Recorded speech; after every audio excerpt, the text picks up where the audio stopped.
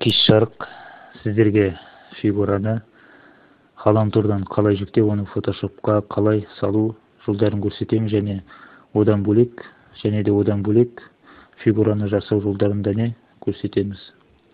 Алдыменен Google'ге скачать Photoshop фигуре деп жазамыз, яғни жүктеу үшін.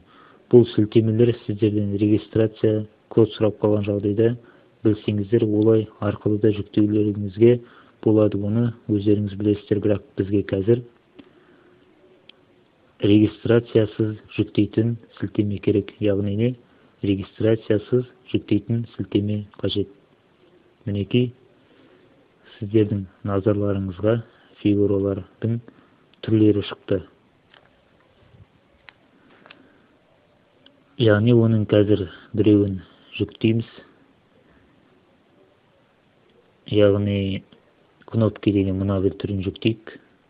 Мінекей, фигуралардың тізімі бір топтамаға жиналады. Яғни бұны әдеттегідей WinRAR, мінекей WinRAR файл арқылы компьютерге түсті. Компьютерге WinRAR файл арқылы түсті.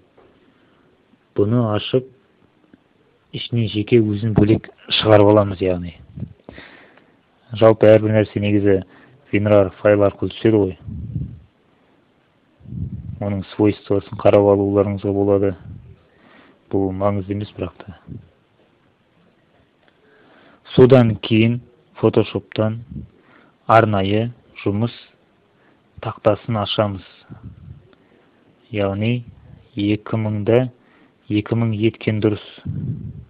Өздерің білесіздер, 1000 етуге болады пикселді. Ауқымды болған жақсы. Неге прозрачный? Себебі қазір сіздерге фигураны салатын жолдарды көрсетеміз. Мінекей, бұл окнада болмайды, кешіресіздер, окнада емес. Яғни мына бір жерде. Қазір біз жүктелген фигураны Photoshop'қа саламыз. Мінекей, бұл мендегі фигуралардың тізімі. Мишканың оң жағын басамызда загрузить фигуры дегенге басамыз. Мінекей, қайталап отырыңыздар, үйреніп аласыздар тез. Мінекей, осыны салынды. Яғни біздің жүктеген фигуралар, мына фигуралар, яғни Photoshop'қа салынды. Мінекей. Енді осы фигуралардың ішінен біреуін таңдап, сіздерге логотип жасаймыз. Прозрачный фон еткенім себебі, бұл логотип жасау үшін прозрачный фон аса қажет болады. Бұл жүктелген фигурада бір фигура емес, әртүрлі фигуралар формада келеді, әртүрлі. Мінекей, оның біреуін мен сіздерге оны логотип жасау үшін көрсетіп жатырмын. Арнайы жазу жазамыз, яғни логотиптің өзінің логотип болу үшін жазу керек.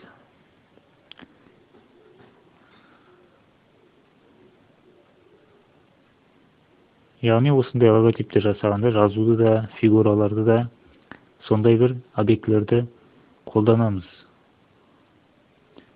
Оны жаңағы фигурамен бір түсті ету керек. Мінекей, Кастро деп ойға келгенде жаза салдық. Мысал үшін көрсету үшін сіздерге. Яғни копирайт ұставать етіп, слойды бөлек компания, Кастро компания жазамыз. Бұл логотипті сіздерге фигураның қандай қолданыстарға қолдануға болатынын көрсету үшін логотип жасап жатырмыз. Мінекей, бір кішкентай жазу таңдау қажет.